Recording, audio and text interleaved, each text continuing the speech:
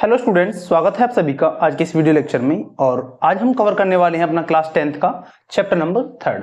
इससे पहले चैप्टर 1 और चैप्टर 2 हम कवर कर चुके हैं, जिसमें हमने जितने भी इंपॉर्टेंट क्वेश्चन और कंसेप्ट थे सारे डिटेल में डिस्कस किए हुए हैं। तो उसके बाद आज नेक्स्ट हमारा लेक्चर है जिस पर हम डिस्कस करेंगे चैप्टर नंबर 3 के बारे में। तो बने रहिए आज के इस लेक्चर में। शुरू करते हैं आज के इस लेक्चर को। देखिए, चैप्टर नंबर 3 है आपके पास पेयर ऑफ लीनियर इक्वेशन।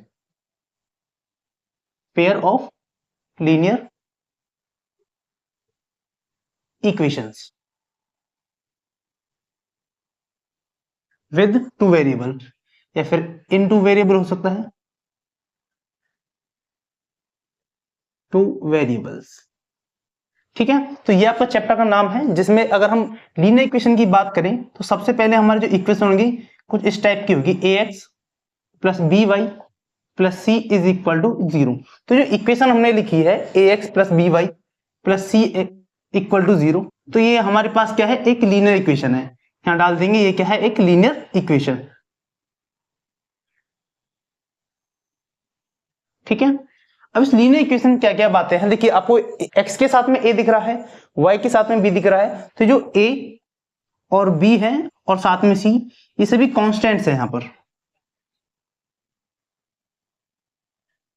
अगर बात करें हम x की और y की, तो x और y यहां पर वेरिएबल्स हैं। अब ये जो इक्वेशन लिखी हमने ax plus B Y plus C equal to 0, ये हमारी लीनियर इक्वेशन की एक जनरल फॉर्म है। आप पूरे चैप्टर में कुछ इसी टाइप से जो इक्वेशन है वो देखेंगे। अब लेकिन बात करें हम चैप्टर की, तो चैप्टर में पेयर ऑफ लीनियर इक्वेशन है, यानी कि दो इक्वेशन हमको पढ़नी है। तो इसी की हेल्प से हम दो इक्वेशन बनाएंगे अपनी। यहां लिख लेते हैं, पहली इक्वेशन लिखेंगे a1x प्लस b1y और plus c1 is equal to 0। इसको नाम दे दिया इक्वेशन नंबर 1। इसी के साथ अगर दूसरी इक्वेशन की बात करें तो a2x plus b2y plus c2 is equal to 0, ये वो इक्वेशन नंबर 2। तो पूरे चैप्टर में आप इस टाइप की जो लीनियर इक्वेशन है दो, उनको आप डिस्कस करेंगे, जिसमें हमने देखा कि जो जनरल फॉर्म है लीनियर इक्वेशन की वो होगी ax plus B Y plus C is equal to 0, जिसे हमने नाम दिया लीनियर इक्वेशन, जिसके अंदर a, b और c ये क्या है, कॉन्स्टेंट्स हैं, और x और y यहाँ पर वेरिएबल है। ठीक है, हम दो वेरिएबल की बात कर रहे हैं, तो x और y दो ही वेरिएबल हमने लिए हैं। अच्छा, अब इसके हेल्प से हमने देखा दो इक्वेशन हम पढ़ेंगी, जिसकी दो लाइंस बनेंगी, और फिर वो लाइंस या तो वो पैरेलल होंगी, या वो इंटरसेक्टिंग हो सकती हैं, या फिर वो लाइन आपकी कोइंसिडेंट हो सकती है। वो डिपेंड करेगा कि हम इनके रेशियोज चेक करेंगे किस टाइप से, वो हम आगे डील करने वाले हैं। लेकिन फिलहाल के लिए बात इतनी है कि इस टाइप से आपको दो इक्वेशन देखने को मिलेंगी पूरे चैप्टर में, जिसमें हम इस टाइप की इक्वेशन रखेंगे, a1x plus b1y plus c1 equal to 0, ये इक्वेशन 1 में होगी। a2x plus b2y plus c2 equal to 0। x और y की जगह तो सेम x और y रहेंगे, लेकिन a1 b1 c1 a2 b2 c2 इनकी जगह पर आपको कोई और वैल्यूज देखने को मिल सकती हैं। अगर एग्जांपल की बात करें तो जैसे कि हमने लिख दिया 2x plus 3y plus 7 is equal to 0, और अगली इक्वेशन लिखें तो हम 3x प्लस 6y प्लस में 9 इज इक्वल टू 0। ठीक है, तो ये दो इक्वेशन हमारे पास आ चुकी हैं, जिनमें से ये फर्स्ट इक्वेशन कह सकते हो आप इसे, और ये होगी इक्वेशन नंबर 2। अब इन दोनों ही इक्वेशन में से एक एक लाइन की, ये सभी क्या है कि लाइन की इक्वेशन होती है। जब ग्राफ पर इनको प्लॉट करेंगे तो हमें एक सीधी लाइन देखने को मिलेगी। ठीक है, अब ये दो जो लाइन होंगी, या तो हो सकता है ये लाइन पैरेलल हो, या फिर हो सकता है कि ये लाइन इंटरसेक्टिंग लाइन हो, एक ही पॉइंट पर काटे, या फिर ऐसा हो सकता है कि जो दो लाइन हो ये आपस में कोइंसिडेंट हो, मतलब एक लाइन और उसी के ऊपर ही दूसरी लाइन हो। ठीक है, अब ये चीज का कैसे पता करेंगे वो हम देखते हैं नेक्स्ट में। तो इसे मिटा देता हूं मैं।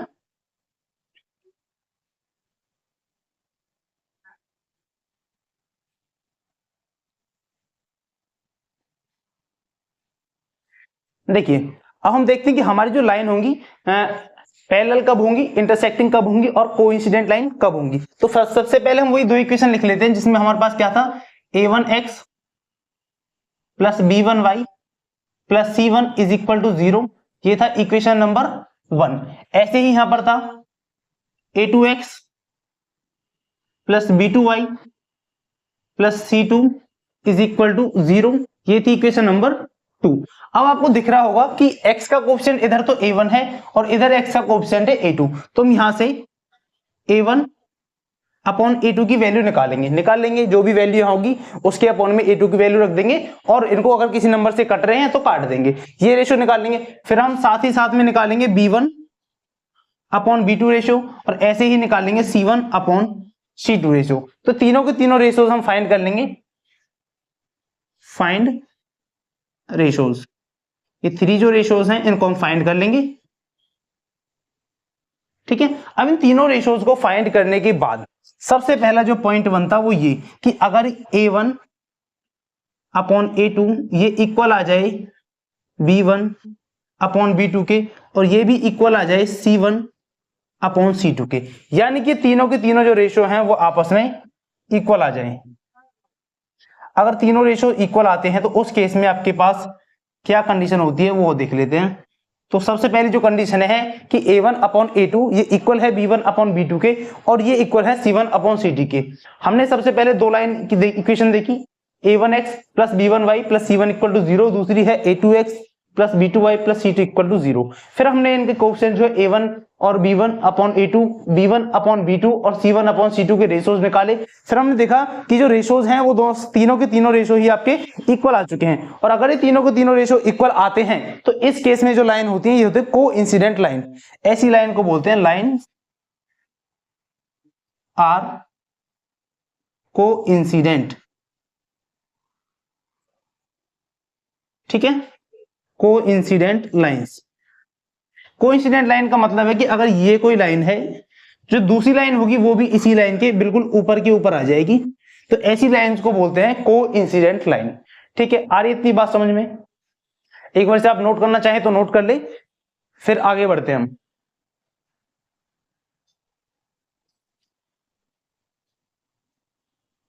देखिए पहला पॉइंट क्लियर है कि लाइन हमारे पास कोइंसिडेंट लाइन होंगी। अब देखते हैं कि दूसरी कंडीशन क्या बनती है, ऊपर से मिटा देते हैं।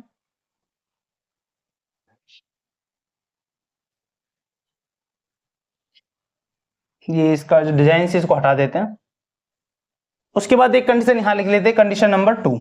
हमने फिर से निकाला किसी और लाइन का A1 अपॉन A2 इक्वल आ गया B1 अपॉन B2, लेकिन ये जो थर्ड वाला रेशियो है ये इक्वल नहीं आया, यानी कि A1 अपॉन A2 इक्वल आ गया B1 upon B2 is not equal to C1 upon C2।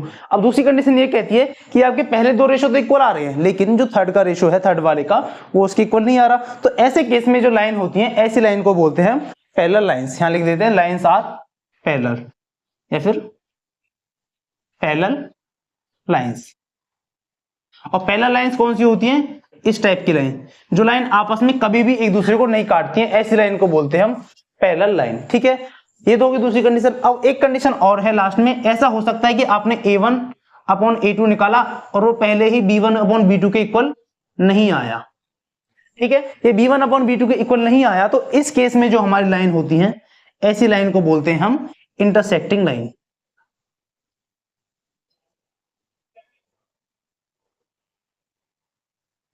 ठीक है।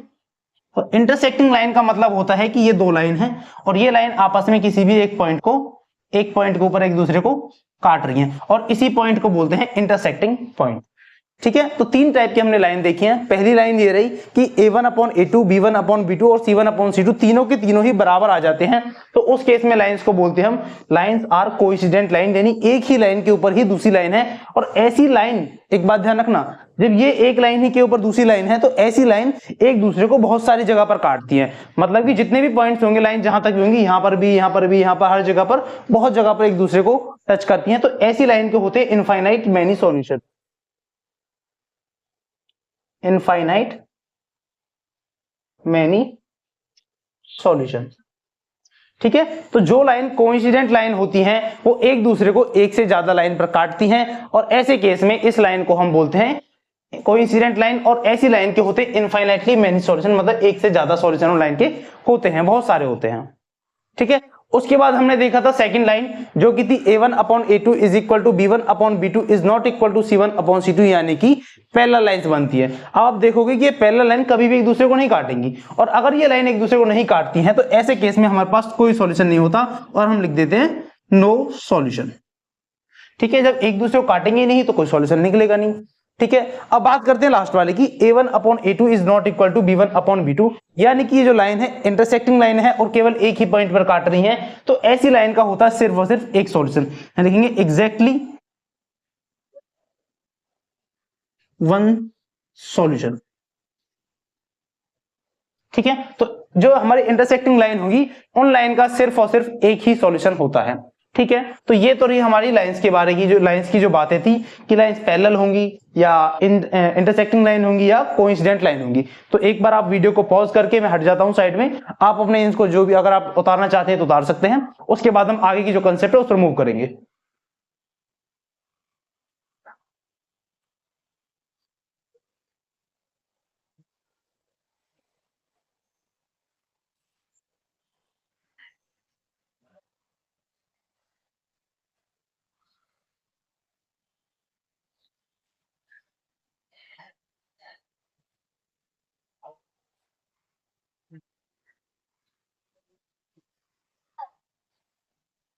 देखिए, अब नेक्स्ट जो कंसेप्ट है हमारे पास वो लिख लेते हैं। नेक्स्ट है कंसिस्टेंट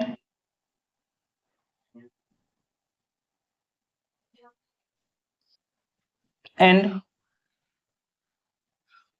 इनकंसिस्टेंट।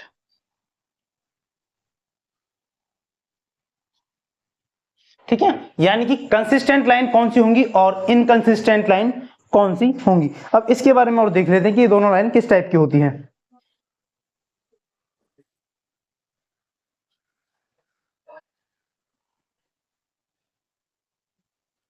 अब देखिए, अगर हम बात करें कंसिस्टेंट और इनकंसिस्टेंट की, तो हमने देखा था कि हमारे पास जो 3 केस आए थे, मैं लिख देता हूं फिर से। सबसे पहला केस आया था हमारे पास को इंसिडेंट लाइन का केस।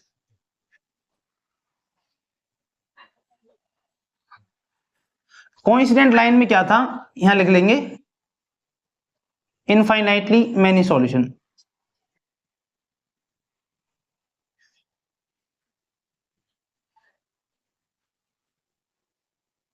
ठीक है, तो ये तो केस था कोइंसिडेंट लाइन का।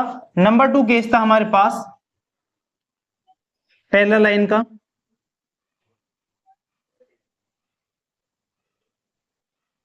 ठीक है, या फिर आप ऐसे करिए, पैरेलल को हम थर्ड पे डाल देते हैं, इंटरसेक्टिंग लाइन लिख लेते हैं। तो यहां लिख लेते हैं इंटरसेक्टिंग लाइन।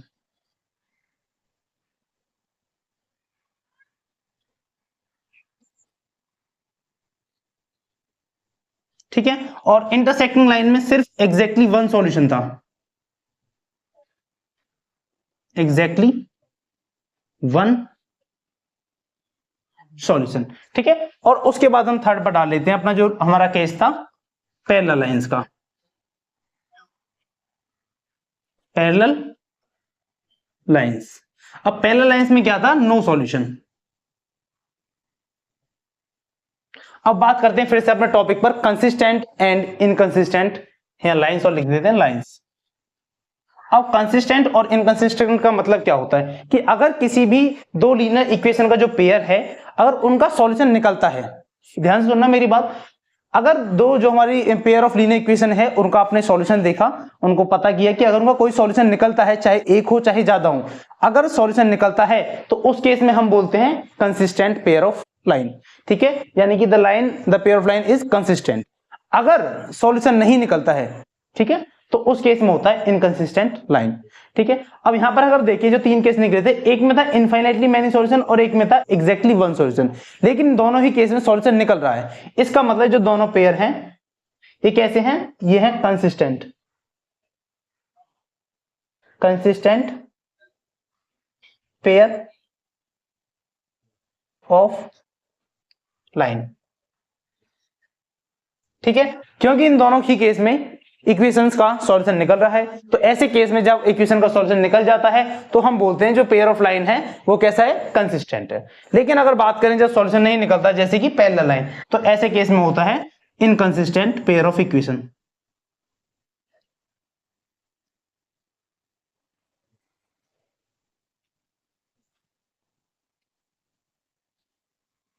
ठीक है, तो ये बात थी कंसिस्टेंट और इनकंसिस्टेंट की। जो आपकी एक्सरसाइज फर्स्ट है, जिसमें हम इन इक्वेशन को सॉल्व करने के कुछ मेथड पढ़ते हैं, जिसके अंदर सबसे पहला मेथड हम देखेंगे ग्राफिकल मेथड। उसी में आपको ये सारी बातें पूछी जाएंगी कि जो आपका पेयर ऑफ लीनियर इक्वेशंस है वो कंसिस्टेंट है या फिर इनकंसिस्टेंट है, वो लाइंस कोइंसिडेंट है या फिर इंटरसेक्टिंग है या फिर वो पैरेलल लाइंस है। ठीक है, तो इसका जो बेसिकली जो थर्ड चैप्टर है उसका जो बिल्कुल बेसिक कंसेप्ट है वो हमने इस लेक्चर में यहाँ पर डिस्कस किया है। ठीक है, इसके बाद हम जो हमारा ग्राफिकल मेथड है यानी कि method of solving the linear equations उन पर हम डील करेंगे और देखेंगे कि जो दो इक्वेशन बनेंगे उनको किस तरीके से सॉल्व करेंगे और सॉल्व करने के लिए कौन कौन से मेथड हो सकते हैं।